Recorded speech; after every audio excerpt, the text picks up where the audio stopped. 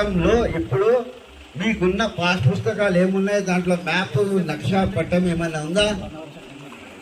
ఇప్పుడు భూభారతిలో ఇచ్చే ప్రతి పాస్బుక్ కి ఆ రైతుకి సంబంధించిన ఆ భూమి యొక్క విషయాలను పట్టా రూపంలో ఇవ్వడం జరుగుతుంది.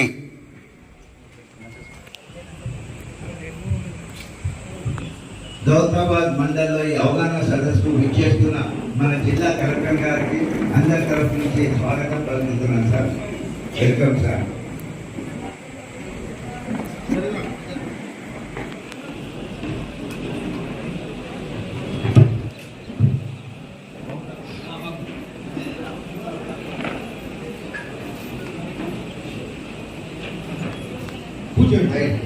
తాతలు కావచ్చు, తండ్రులు కావచ్చు, ఎవరైనా చనిపోయినప్పుడు వారసుల మధ్యలో కొట్లాట, కలహాలు, ఎవరికి ఎంత రావాలి, అసలు కొన్నిసార్లు అయితే ఎవరో ఒకరు వెళ్ళి రిజిస్ట్రేషన్ చేయించుకొని ఆడబిడ్డలు కావచ్చు, మిగిలిన అన్నదమ్ములు కావచ్చు, వారికి ఆ హక్కు అనేది చెందకుండానే రిజిస్ట్రేషన్ చేసుకున్న పరిస్థితులు ఉన్నాయి.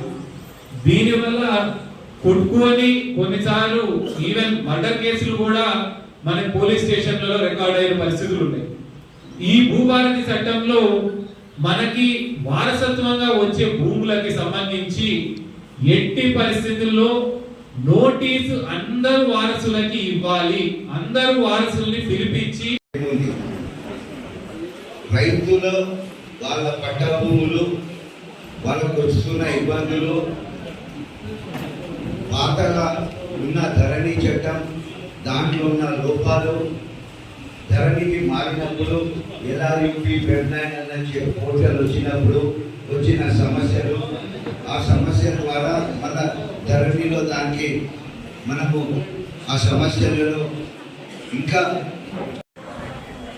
ఈరోజు మన దౌలతాబాద్ మండల కేంద్రంలో ఈ భూభారతి చట్టం భూ హక్కుల రికార్డుల నిర్వహణకు సంబంధించి మన రాష్ట్ర ప్రభుత్వం కొత్తగా తీసుకొచ్చినటువంటి భూభారతి చట్టం అవగాహన సదస్సుని ఈరోజు ఇక్కడ ఏర్పాటు చేసుకోవడం జరిగింది. ఈ సదస్సుకు ఇచ్చేసినటువంటి గౌరవనీయులు మన వర్షాల కలెక్టర్ గారికి, అలాగే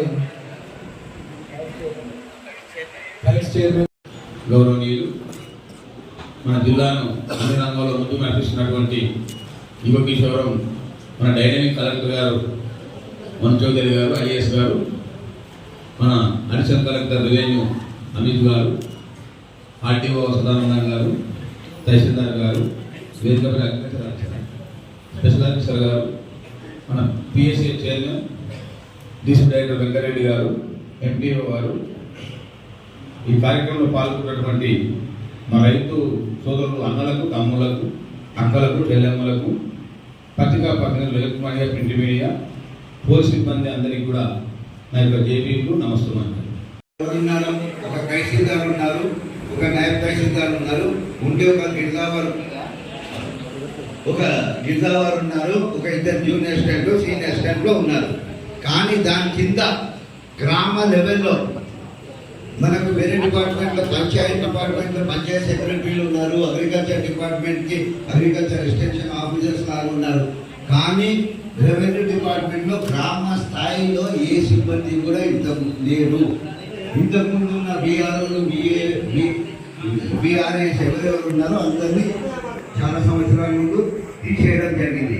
సో ఈ భూభారతి చట్టాన్ని పకడ్బందీగా అమలు చేయాలంటే రెవెన్యూ డిపార్ట్మెంట్ బలోపేతం చేయాలి, వాళ్ళని స్ట్రెంథనింగ్ చేయాలన్న ఉద్దేశంతో ప్రభుత్వం సుమారు 10,954 మందిని 10,954 మందిని నియమించడం జరుగుతుంది. ప్రతి రెవెన్యూ విలేజ్ లో ప్రతి